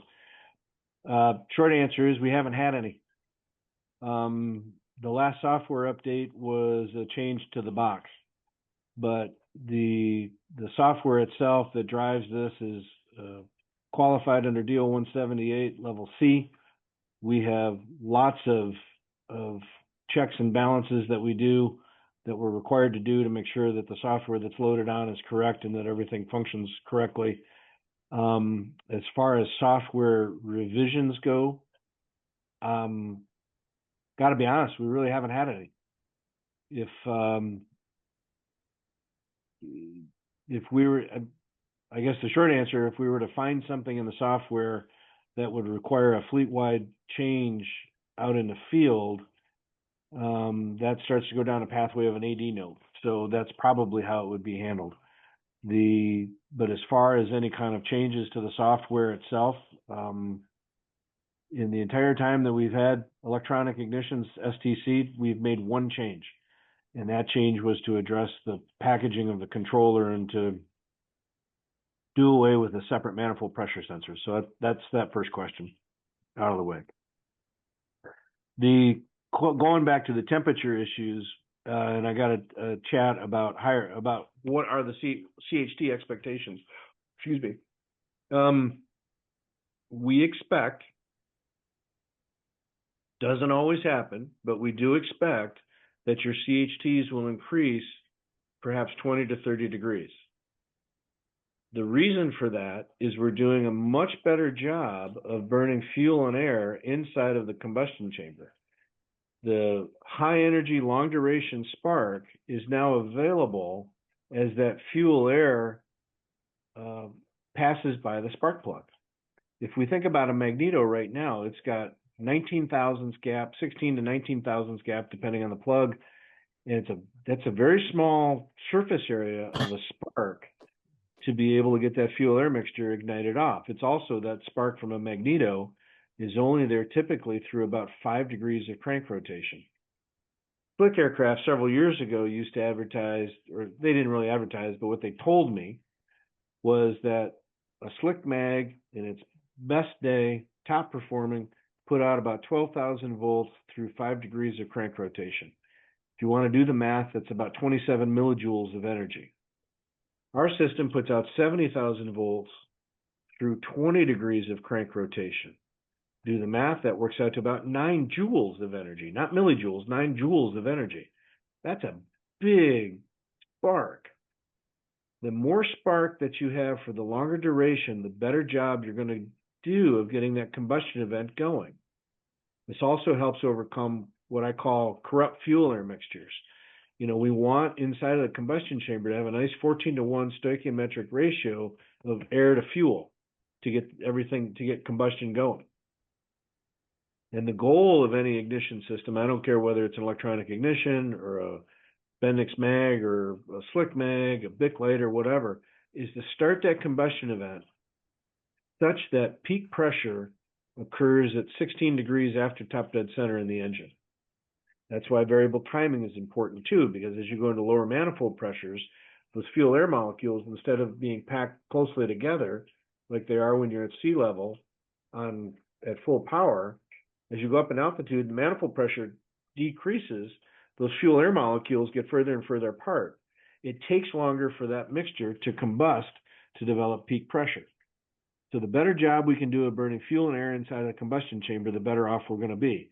Again, that presents itself many times seeing CHTs go up about 20 degrees. Correspondingly, we see EGTs decrease. In some cases, we've seen them drop 100 degrees. And this is what Daryl was getting at, is that the lower EGTs, what that's telling you is that means there's less burning plasma going out the tailpipe and coming across those valve seats. And that burning plasma is what's eroding the valve seats and what causes exhaust valve failures. Other stuff does too, but that's certainly one of the leading causes.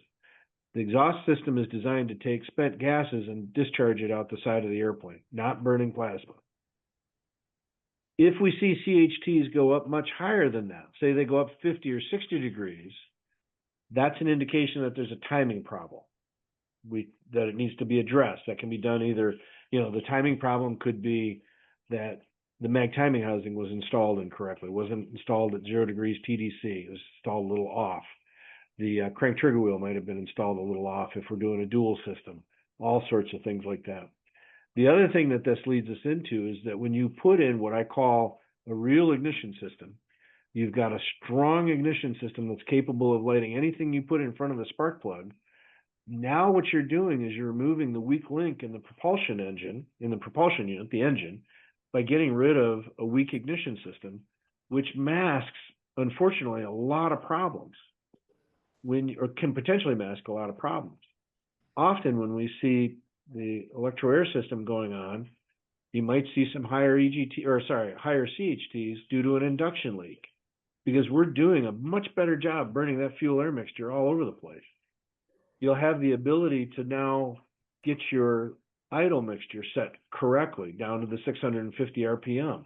I can't tell you how many airplanes I've seen where what's happened over time is the mechanics have adjusted the idle mixture, bumping it up to get more fuel flow, addressing what they perceive to be a problem, mainly an induction leak. So they're trying to enrich in the mixture, and that will burn everything that you put in front of our spark plug. RPM rise during mixture idle cutoff. You want to check that. These are things that I mentioned early on about this kind of pre-installation checklist one of the lists are establishing what your baseline is for the airplane, and that is critical so that you've got a good starting point, so that when you get the Electroair system on and you start running into different issues that you didn't see before, didn't experience before, now you can start looking back at your original data set and start working your way through it.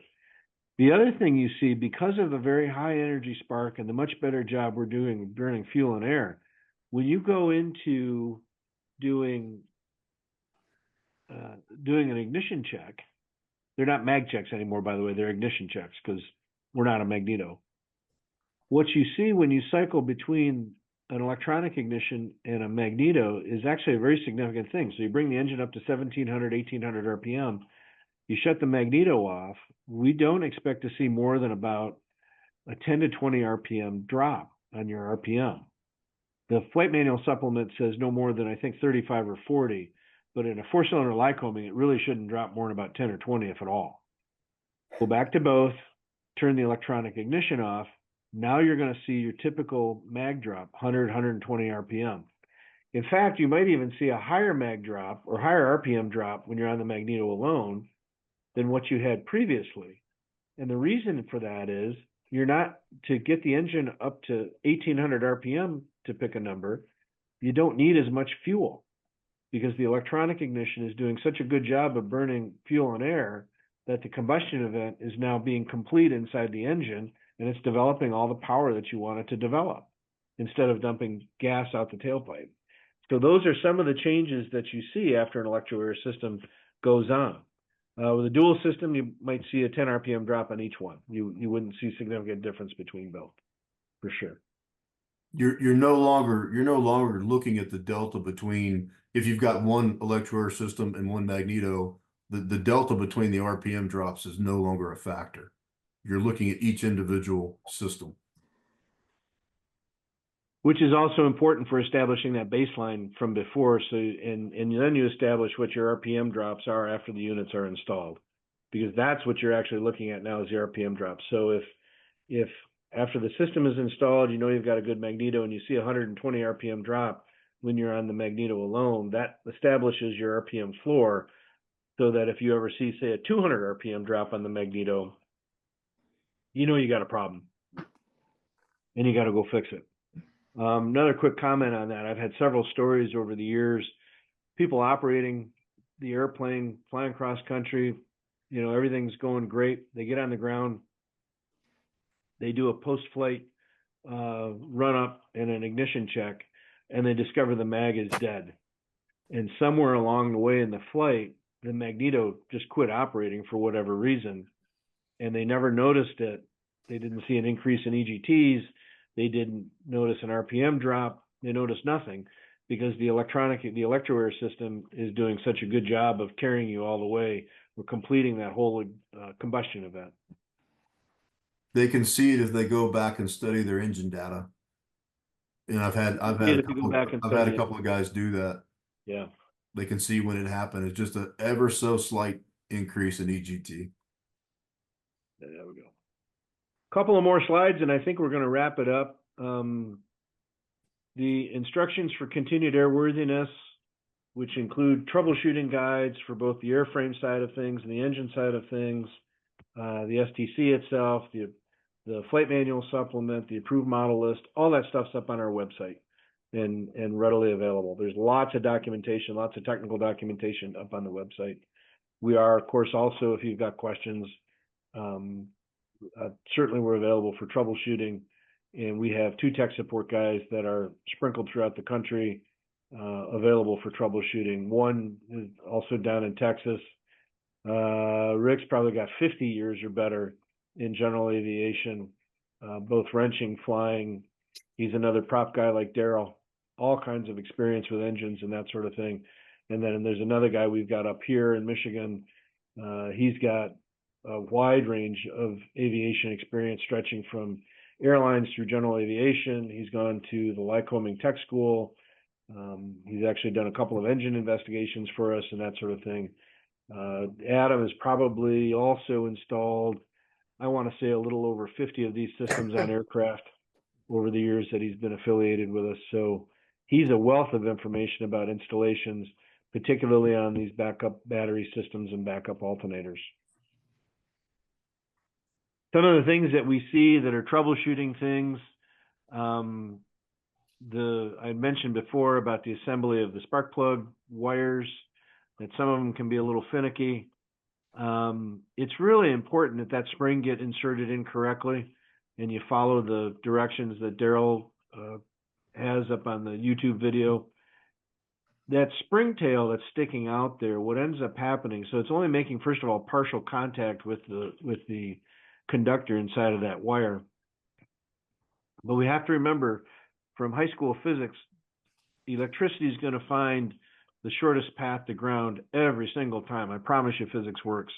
And in this case, what's happening is that energy is coming down that spark plug wire. It sees that spring tail sticking out. Well, in terms of proximity, that spring tail is very close to the top of the spark plug, and it's going to arc out internally in the spark plug. And that's what happened in this case. The result of that is you'll have a rough running engine and a higher than usual RPM drop. This is one of those cases of lack of attention to detail. This is another one where on this particular airplane, the spark plug wires were really bundled very tight together. The picture on the right, I mean, they just, rather than cut the wires, they looped them and stowed them.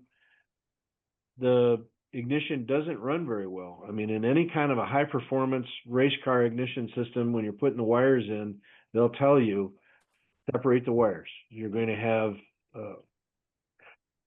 excuse me, I think sometimes we call it crosstalk, but that's a kind of a colloquial term for it.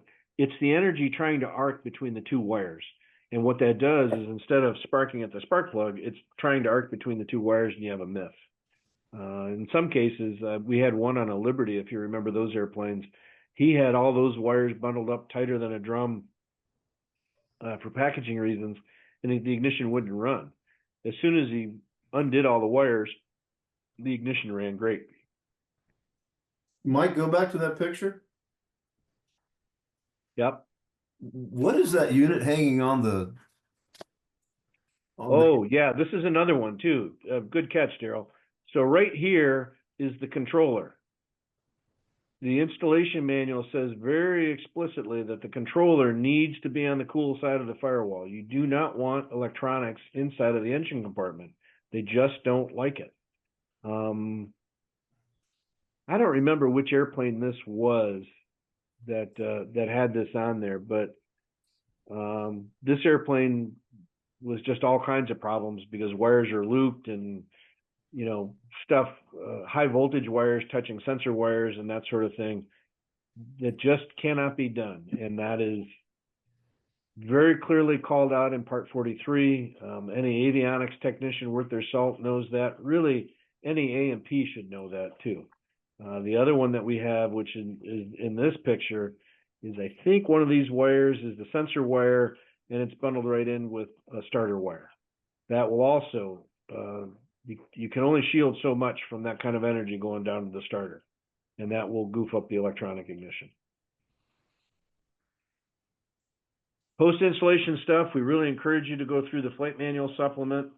When we're doing this training with installation centers, we really encourage them to work with you, the owner-operators of the airplane, to go do a test flight, go see how the ignition runs, see how the things are going to go differently, and start to review your engine management techniques and all that sort of thing with your technician. They're a very valuable resource. Use them. One of the biggest problem, in my opinion, in general aviation is that we as owner operators don't do a very good job of talking with, I'll include myself, we the technicians. And I'm as guilty of it as anybody. When I was flying, the guy who was my mechanic chewed me out pretty regularly about, you're not giving me a whole lot of information to go on to fix a problem. Okay. Reminds me of an old World War II cartoon I saw once. I think guy was named Bob Stevens, who was the cartoonist. The pilot would bring the airplane back from trip, and he'd write on the squawk sheet, something broken in the cockpit. Mechanic would go and reply back on the squawk sheet, something fixed in the cockpit. Not a very effective way of communicating. And that's both sides, the maintenance and the flying side of the house, are guilty of this. And the better you can communicate with your technician and be detailed about what's going on, the faster that the technician can get the problem fixed. The other thing we talk about, which is a thing I think a lot of people miss, is what the importance is of the RPM rise during mixture idle cutoff. That tells us a lot about what's going on inside of the engine, whether we have an induction leak or a potentially lean situation, that sort of thing.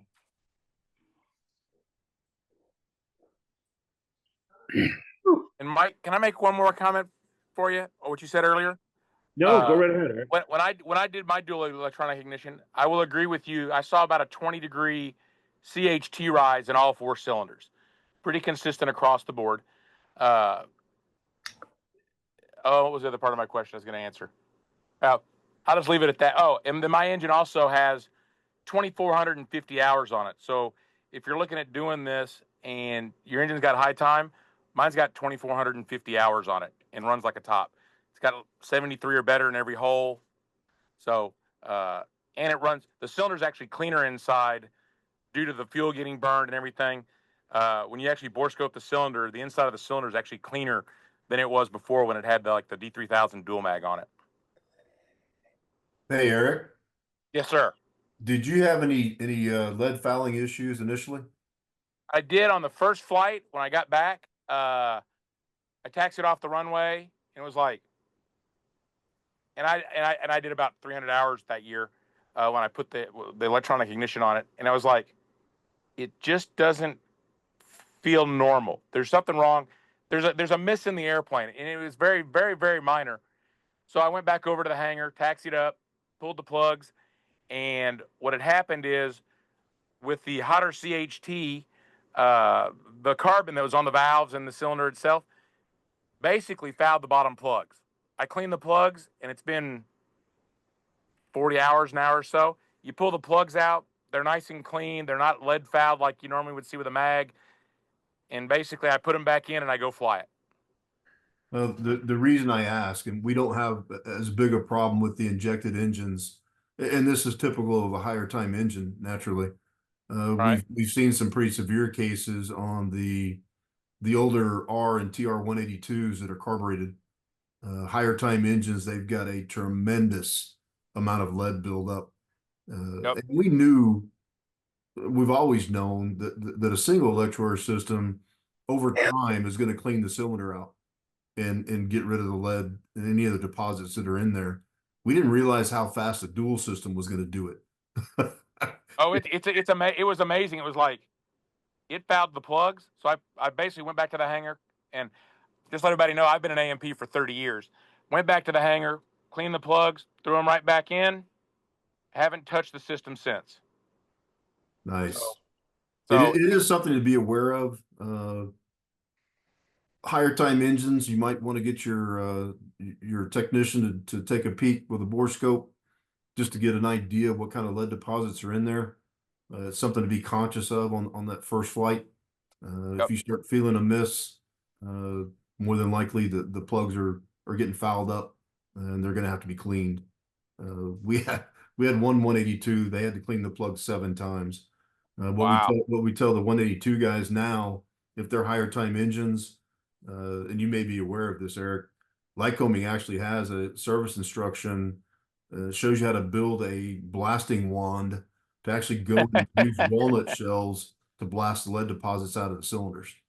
Yeah, and I will also say that I read my exhaust guides every 400 hours. That's just kind of what I do about every year or so. And I can tell you that the lead buildup in the exhaust guide, I basically could run the reamer through the guide with my fingers. You know, and you would feel like, okay, there's a little hard spot right there, but with your fingers, you can run the reamer in and out of the guide, where prior to that, with like the dual mag, I would notice a lot more lead buildup in the exhaust guide compared to before the Electroair. Oh, absolutely. We actually had one of our installation centers. It's a Grumman. They specialize in Grummans. They did a really really nice job of collecting data on 3 separate airplanes. One was completely stock ignition, stock exhaust. One was stock ignition with the power flow exhaust, and one was, I believe it was one Electroair system and I think a power flow exhaust. And they monitored valve guide wear on all 3 airplanes over 1,000 hours of flight time. The one that had the power flow exhaust only with traditional ignition had the worst valve guide wear. Yep. The one with the Electroair system, I can't remember now. I'd have to go back and look at the data, whether it had stock exhaust or power flow exhaust. It wouldn't have mattered. Had the least amount of valve guide wear. And that goes back to what I was talking about earlier about getting those EGTs down, getting that fuel consumed in the cylinder, which is where part of your fuel savings comes from, by the way. Instead of allowing a bunch of plasma being pulled past the exhaust valve, the power flow exhaust is a great exhaust. Requires a lot of maintenance, but it's a great exhaust. We had one on one of our airplanes. But with traditional ignition, it now is pulling that plasma at a much higher speed across the exhaust valve, which is creating even more heat. So if you are going to run a power flow, highly recommend that you also install an Electroair system. Otherwise, you're gonna prematurely wear out those valve guides. And just let you know, Daryl, I do have the power flow on my RG. That's cool exhaust. Oh yeah, it works great. It gave me 300 foot a minute climb rate increase when I put it on 10 years ago. Been a while. You got a beast of an airplane now. Yeah, it works pretty good. It does what I need it to do. Well, any other questions? I don't want to, we're getting close to about 2 hours, and that's probably long enough for everybody. Daryl, if you've got, I think you would put together some sort of a package potentially for the CFO group for participants here. I did. You want to share that real quick? I mean, this is kind of a sales function thing too, guys. So this is a short-term offer. This will start once I give it to you and run through next Friday. This is actually going to be better than our Oshkosh deal. Part of this is because Mike is also donating here. Single magneto replacement, replacing a direct drive magneto. You get the EIS kit, a set of 4 massive electrode high energy Electroair plugs, the ignition switch panel. Normal retail on that is $3,400. We've got that package for $2,755. For you dual mag guys, that same thing. You're going to get your 2 ignition kits, your ignition switch panel, your battery condition panel, the TCW Technologies backup battery 3 amp hour, and the backup battery installation kit and STC documentation. We're waiving the $1,000 core charge. That normal package is $8,650. We're doing it for $69.95 through next Friday. Give you plenty of time to think about it. Because after that, we will start offering our Oshkosh special online prior to the show. And again, I promise you, Mike is basically giving you the ignition switch panels. That's a $350 panel. And I've actually added a little bit extra discount as well. He has waived the core charge. For you guys that have already bought, sucks to be you. You should have waited. I'm kidding. But really want to see you guys get these systems on these airplanes. They're phenomenal. I've run them on my own aircraft for 8 years now. I could not begin to tell you how much fuel has been saved, the amount of money saved on cylinder replacements, being able to comfortably run these engines longer, much smoother operation. Being a prop guy, I can tell you the things that I've seen over the years, damage-wise, that have been caused by vibration, to the airframes, to avionics, to pilots. Vibration's a bad thing. The smoother these engines can operate, the better off you are, which is why I'll also make another recommendation. After these systems are installed, either a single or a dual, I would get, if you've already had it dynamically balanced, I would have it done again. It's going to change it just a little bit. In my career balanced, I hate to even begin to imagine how many engines I've balanced in my career. One of the toughest ones to do is a 4-cylinder Lycoming. And a big part of it is the ignition system. They're just inherently rough. The first airplane I had was a S model 172, a 2000 model. Put a fresh engine in it, single Electroair system. The folks that bought out my prop shop came out and balanced the prop, and they were amazed. Could not believe how smooth that engine ran. Of course, they'd overhauled the prop, and I taught them how to do it. So obviously, it started out pretty smooth. But it's smooth is a big deal.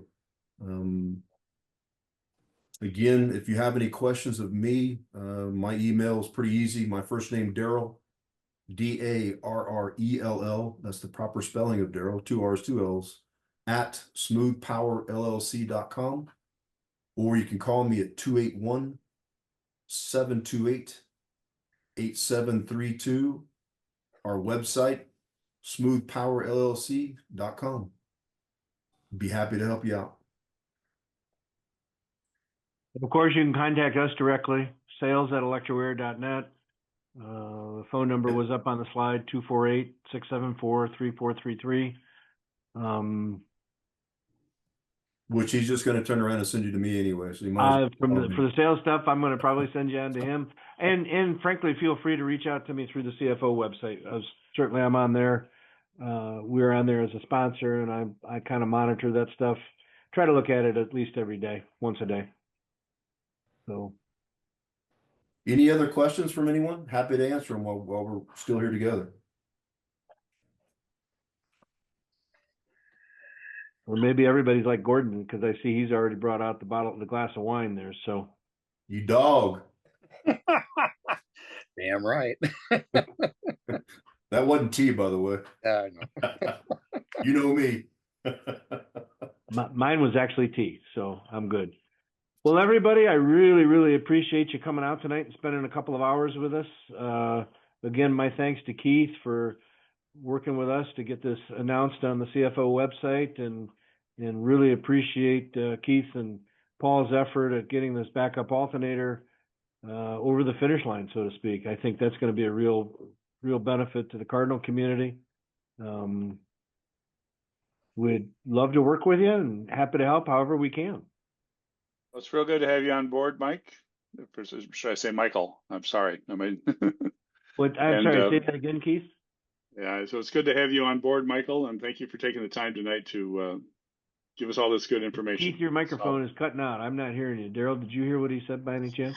Yeah, I heard him just fine. He for some reason he was thanking you. I don't know why, but well, Keith, thank you so much. I appreciate it. Well, do you like this microphone better? That microphone is better. Yeah, that's weird. I've never had a complaint about the headphones, but maybe something special for you. So I just want to say thanks for your time and providing all the information. It's good to have you on board as a sponsor. No, I appreciate it. Thank you very much. All right.